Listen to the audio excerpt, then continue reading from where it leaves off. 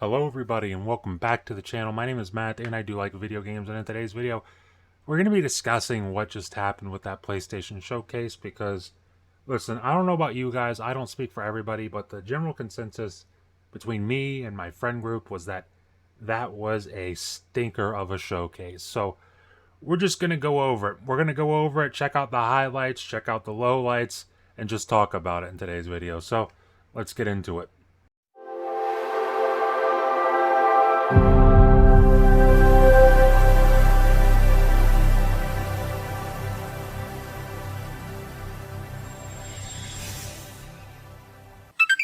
Now guys, I'm someone who very much likes to highlight the positives more on this channel than I like to focus on the negatives because, it's obviously just not fun focusing entirely on negative things. But sometimes, every now and then, something happens that is just so astoundingly not good that you have to acknowledge it. And honestly, this PlayStation showcase is one of those things for me.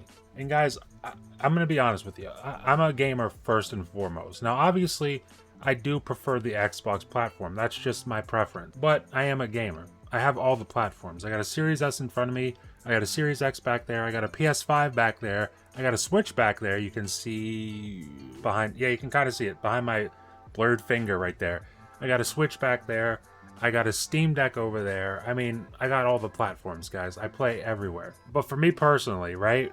When I think of PS5, PlayStation in general for the last decade, PlayStation to me is exclusives. That's what they do better than anybody. Like, they do their exclusives bigger and better than anybody. That's just the fact. So when I hear that we're going to be getting a PlayStation showcase, not a state of play, not just an indie deep dive on certain things, not just a thing focused entirely on one specific game, a full, legit PlayStation showcase, the first PlayStation showcase since 2021, when I hear that, I get excited. And whenever you get really, really excited, all of a sudden you kind of just start to overhype yourself a little bit.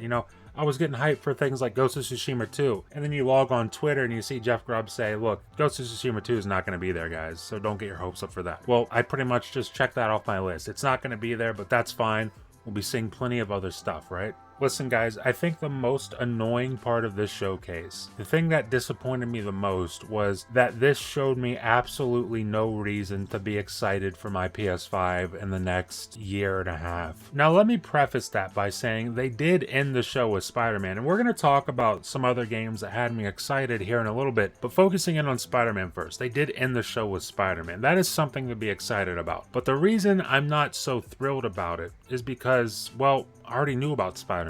I was already hyped for Spider-Man. I love Insomniac. They're an amazing developer. All you need to tell me is that a Spider-Man 2 is coming and I'm sold. You don't need to show me anything. And on top of that, the gameplay they showed for it was amazing. It looked absolutely phenomenal. I really cannot wait for this game. The only thing I'm, not so stoked about is the fact that we still don't have a release date yet. I know there was that rumor, or it came from one of the actors with the game, saying that, the game would be coming in September.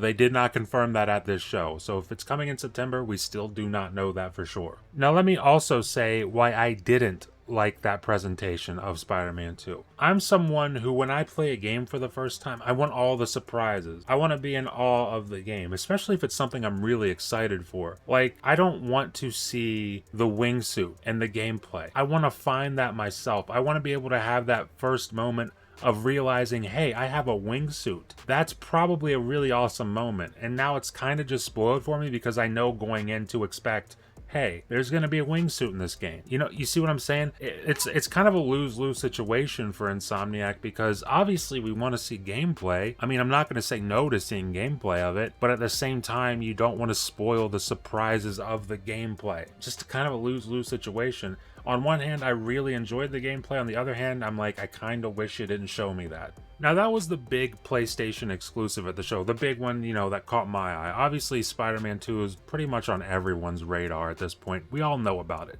That was expected. What wasn't expected is the fact that there was really no other PS5 exclusive that caught my eye outside of this one game I want to mention real quick because it does look pretty damn awesome. It's a little game called Phantom Blade Zero, and it does look amazing. Now, I think this said 2024. I'll be showing the trailer here so you guys can see what it's like and everything. But the combat in this trailer, if that is actually in-game, which I mean, I'm struggling to believe it is, but if it is, then that is amazing. That looks like some of the best third-person combat I've ever seen. So I've definitely got that added to the list of games that I will be keeping an eye on going forward because I really want to hear more about it. But here's the crazy thing, guys, is that outside of those two games at this showcase, and maybe Helldivers 2, that's really all I've got to look forward to in the next 18 months on my PS5. And Helldivers 2 isn't really a day one for me. It's more of a, hey, maybe I'll get it, maybe I won't. But Phantom Blade's day one, and Spider-Man 2 obviously is day one.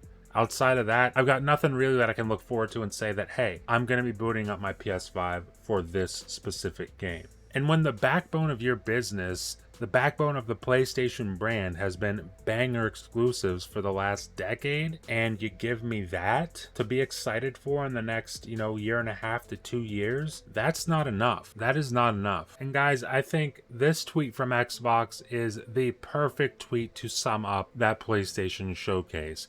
Xbox tweets, what a good looking group.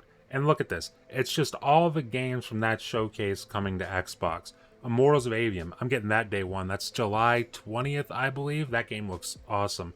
Ghost Runner 2, I still need to beat Ghost Runner, but Ghost Runner 2 looks like it's going to be pretty damn good also.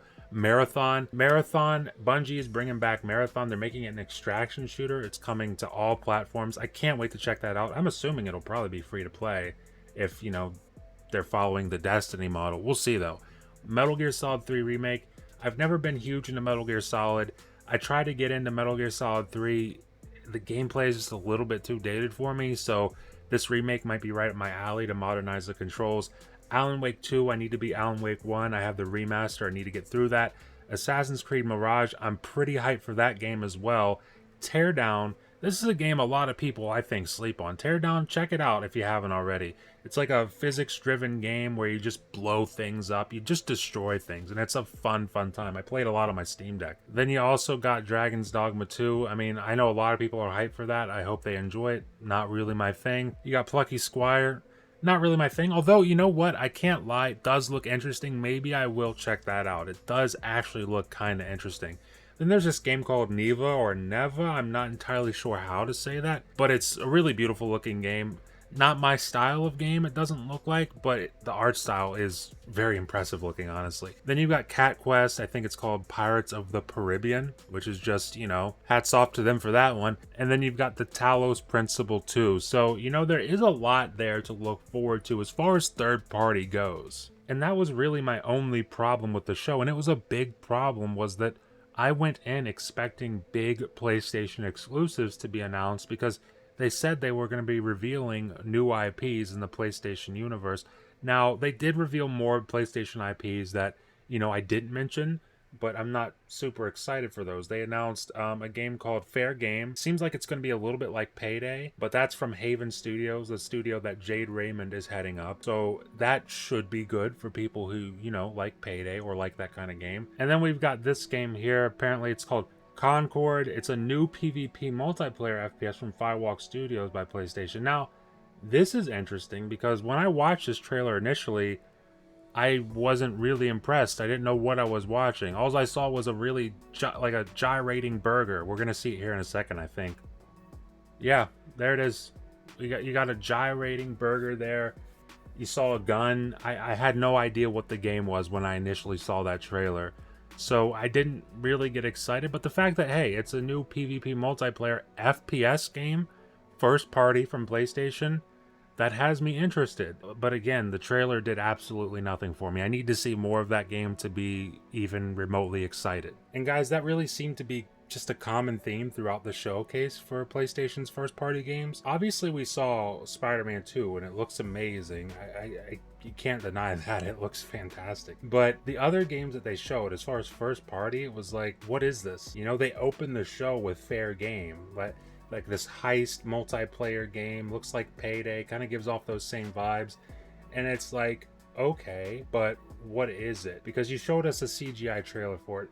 And same with this Concord game. You just showed us some CGI of a gun and a hamburger made of gelatin. It's like, I don't know what this game is. You know what it reminded me of? Honestly, it reminded me of Xbox's 2020 showcase. Or was it 2019? It was the year that they announced Everwild. It reminded me of that. Remember seeing the trailer for Everwild for the first time? And you're just like, what the hell am I even looking at? And it went on for like 2 minutes. It was like a 2-3 minute trailer, and it showed you absolutely nothing. And I'm just like, what is this game supposed to be? And then of course, you know, years later we hear the game's been rebooted, and you're like, oh, okay, well, they didn't even know what the game was supposed to be at that time. And guys, I've got 2 different ratings for this show. I'm gonna rate it first on its presentation as a PlayStation showcase.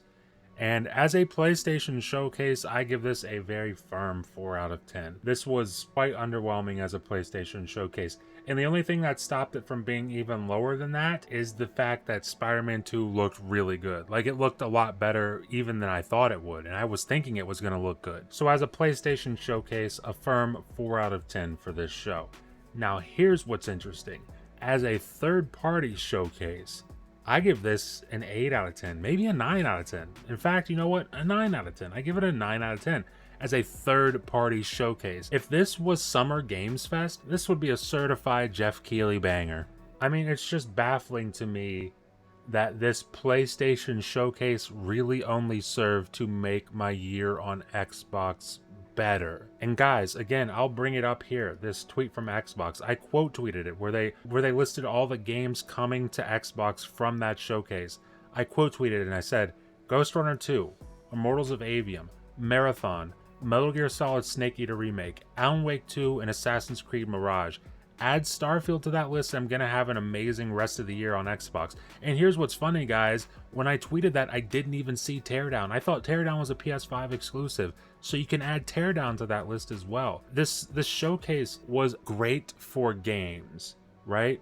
But for someone like myself who went into this showcase wanting a reason to be excited for my PlayStation 5 that is just kind of sitting there collecting dust until Spider-Man 2 comes out, it gave me nothing. I mean, for me, they've had state of plays that were much better than this showcase. In fact, the last state of play they had, I think it was either the last one or the one before that, where they focused on third-party stuff. Why not just put a lot of this stuff into that showcase? Honestly, because that would have made that showcase even better, and then we wouldn't have had this disappointment of this showcase. And then, you know, a few months later, you can have a state of play where you show that Spider-Man gameplay and you really wow people. You can announce Concord, you can announce Fair Game, you can show off Bungie's new game if you want to. You can do all that stuff in its own state of play. Make it just your first party state of play, and then have all that third party content beef up that third party state of play. That could have been a banger show, and then you could have had this nice, small, compact first party show that got right to the point with what you wanted to show. And guys, the original plan was to actually record a video directly after the showcase talking about, you know, what I'm excited for and everything from the showcase. I honestly did a reaction with a bunch of my friends over on the Game Drain. I'll leave a link to that channel in the description below if you want to check it out. But I did a reaction, and the general sentiment in that chat was, you know, this was a pretty bad showcase. It kind of just sapped all of our energy. I didn't feel like making a video after that. So I figured, you know what, I'll sleep on it, come back today, feel a little bit rested, you know, maybe I'll have a different opinion on the showcase. And I really don't. I don't think it was a good showcase, guys, unfortunately. If this was a Summer Games Fest show, like I said, this would be a banger of a show for Summer Games Fest. But for a first-party PlayStation showcase, this was a dud. And really what this does is it kind of just leaves me hoping that at some point between now and the end of the year, we have another showcase. You know, it would be nice if we had another PlayStation showcase maybe in September where we could actually focus in on first-party. I mean, maybe there's stuff that's just not ready to show, and if that's the case, then hey, so be it. But I feel like there's got to be some stuff that's ready to show that we didn't see here. But I don't know, that's just me, guys. Leave a comment down below, let me know what you guys thought about the showcase. What were you most excited about? Did it please you? Did it disappoint you? Leave a comment down below, let me know about all that. Leave a like if you like the video, and if you're enjoying this kind of content and you want to stay up to date with it going forward over here on the channel, the best way to do that is consider subscribing. consider ringing the notification bell, because that helps push me in the algorithm, helps push the videos out to more people, and I very much appreciate that. And it helps keep you up to date with everything that happens over here on the channel. And with that being said, thank you for watching, and I will see you in the next video.